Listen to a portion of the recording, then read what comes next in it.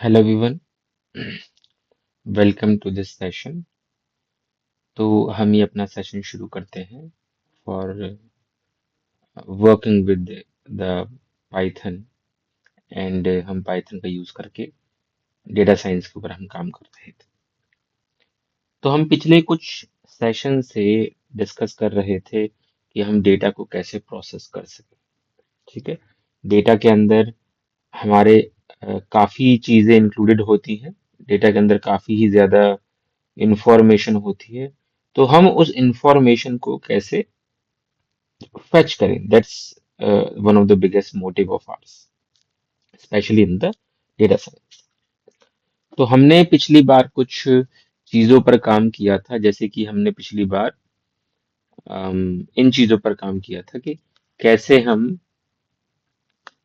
हम डेटा को मैनिपुलेट कर सकें। हम डेटा मैनिपुलेशन बोलते हैं इसे। ठीक है। जिसके अंदर हमने कुछ चीजें पढ़ी थी, जैसे कि हमने पढ़ा था नमपाई के बारे में। ठीक है। हमने पढ़ा था पांडास के बारे में।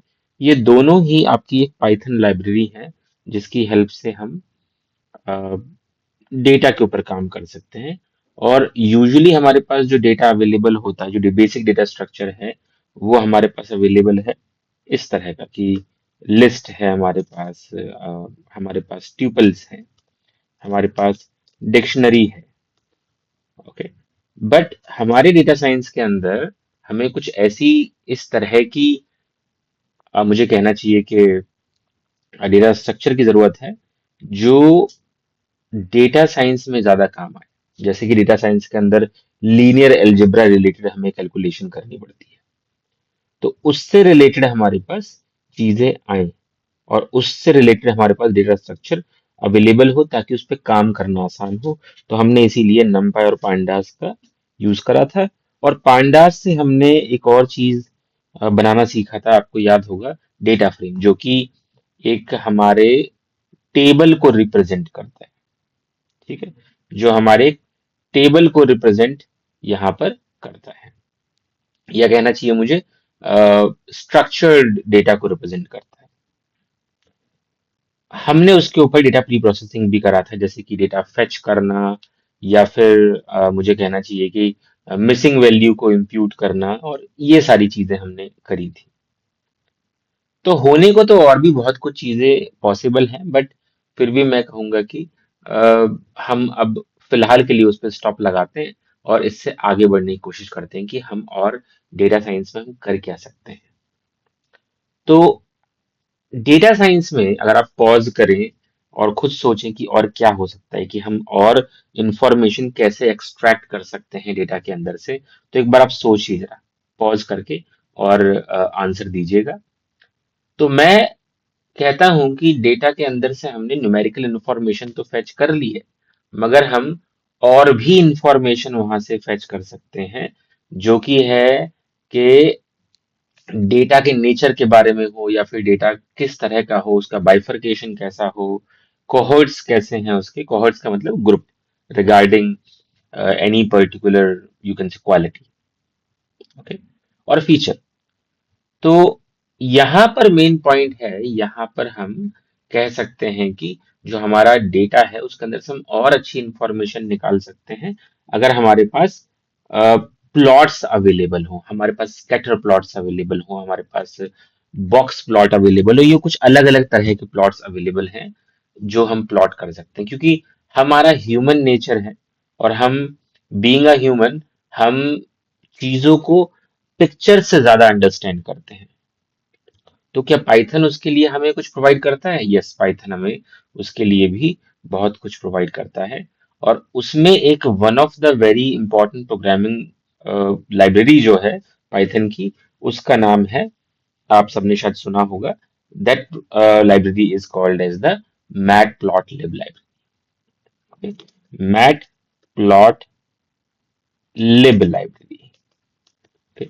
तो इस मैटप्लॉटलिब लाइब्रेरी को हम इंस्टॉल कर सकते हैं। इस मैटप्लॉटलिब लाइब्रेरी से हम काम कर सकते हैं इस तरीके से कि हम अ, अपने वेरियस डिफरेंट डिफरेंट प्लॉट्स को हम कर सकते हैं। ओके, तो स्टार्ट करते हैं। पहले तो हम देखते हैं कि हम इसको कैसे अपने कोड के अंदर इम्प्लीमेंट कर सकते हैं। तो मैं यहाँ पर जाता हूँ, मैंने कुछ फोल्डर अपने एंड पर बनाए हैं और मैं इन फोल्डर तक पहुंचा और मैं यहाँ पर सीधा सीधा मैं अगर यहाँ से जाऊं तो मैं अपनी जुपिटर नोटबुक खोल देता हूँ। तो जुपिटर नोटबुक खोलने के लिए हम कमांड प्रॉम्प्ट में जाएंगे और नेविगेट करेंगे इस लोकेशन पे जहां पर मैं हूं फिलहाल, और मैं जुपिटर नोटबुक को कॉल करता हूं।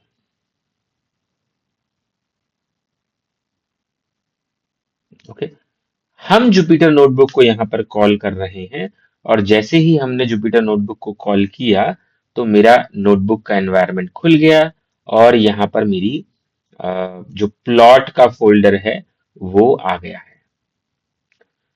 तो इस फोल्डर के अंदर जैसे कि आपको दिख ही रहा है कि मेरे पास एक CSV फाइल है। तो अगर मैं इसे खोलूं तो यहाँ पर मेरे पास वो CSV फाइल है जो पहले मैं यूज कर चुका हूं, जो कि आइरिस रिलेटेड फाइल है, जिसके अंदर मेरे पास फ्लावर का डेटा है। फ्लावर का data from the perspective of sepal length, sepal width, petal length, petal width and एक फिफ्थ कॉलम है स्पीशीज का। तो अब यहाँ पर हम कर क्या सकते हैं कि हम यहाँ प्लॉट कर सकते हैं अलग अलग चीजों को। तो मेरे पास नोटबुक ऑलरेडी अवेलेबल है। तो अगर मैं इस नोटबुक को दिखाऊं आपको और इस नोटबुक को डायरेक्टली यहाँ खोलूं, आपको ये कोड पहली बार लिखना पड़ेगा। हो सकता है आप कोड आप जो लिख रहे हैं वो कोड आपका जुपिटर नोटबुक पे लिख रहे हैं शायद, वो कि आपका गूगल कोलैब पर आप चला रहे हैं, या फिर आप डायरेक्टली कोड को चला रहे हैं अपने स्पाइडर के अंदर। बट क्योंकि जुपिटर नोटबुक एक काफी important, I say that way of running the code है, तो हम भी जुपिटर नोटबुक ही यहाँ पर यूज कर रहे हैं। तो अगर आप इस कोड को देखें तो आप ये समझ पा रहे होंगे कि ये एक मार्कडाउन में लिखा हुआ कोड है। मतलब कोड नहीं कह सकते इसे, हमें थ्योरेटिकल कंटेंट आप मान लीजिए इसे।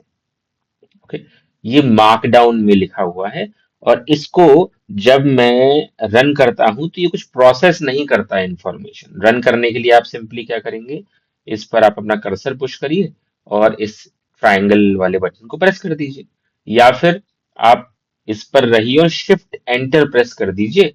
तो आप ऑलरेडी इसको रन करके नेक्स्ट सेल में चले जाएंगे। तो ये मार्कडाउन की चीजें हैं। शायद मैं आपको पहले बता चुका हूं, अगर नहीं बताया है तो मैं फिर से आपको किसी दिन बता दूंगा। तो अगर आप इसे देखें कि कैसे हम चीजों को कर रहे हैं, तो यूजुअली एक हमारा स्टाइल होता है जब हम डेटा के ऊपर काम करते हैं कि कुछ नेसेसरी लाइब्रेरीज जो हैं वो हम ऑलरेडी इंपोर्ट कर लें और इंस्टॉल कर लें। ठीक है, तो यहां पर आप देख रहे हैं कि पांडास का मैं यूज कर रहा हूं, बट जरूरी नहीं कि मैं पांडास का आगे कोड में यूज करूं। बट यूजुअली हमारा एक नेचर होता है इंपोर्ट numpy एज np, ये भी कर लेता हूं। तो ये दो लाइब्रेरी जो हैं इन पर तो आप काम कर ही चुके हैं, numpy और pandas के ऊपर। बट अब एक मैंने कहा कि मैटप्लॉटलिब लाइब्रेरी है जो मैं यूज करना चाहता हूं।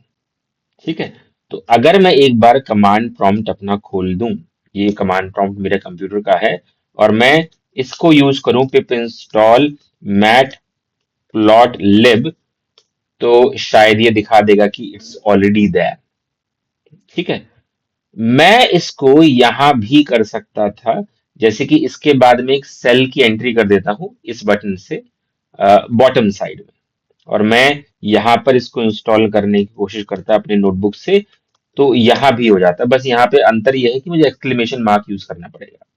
Okay, matplotlib, if I run this, so it will get executed and it has given me the answer as requirement already satisfied. तो मैटप्लॉटलिब मेरा यहाँ पर ऑलरेडी इंस्टॉल है। तो मैं यहाँ मैटप्लॉटलिब की लाइब्रेरी को कॉल कर रहा हूँ और उस, आप ये मान लीजिए ये एक पैकेज है, इस पैकेज के अंदर एक मॉड्यूल है।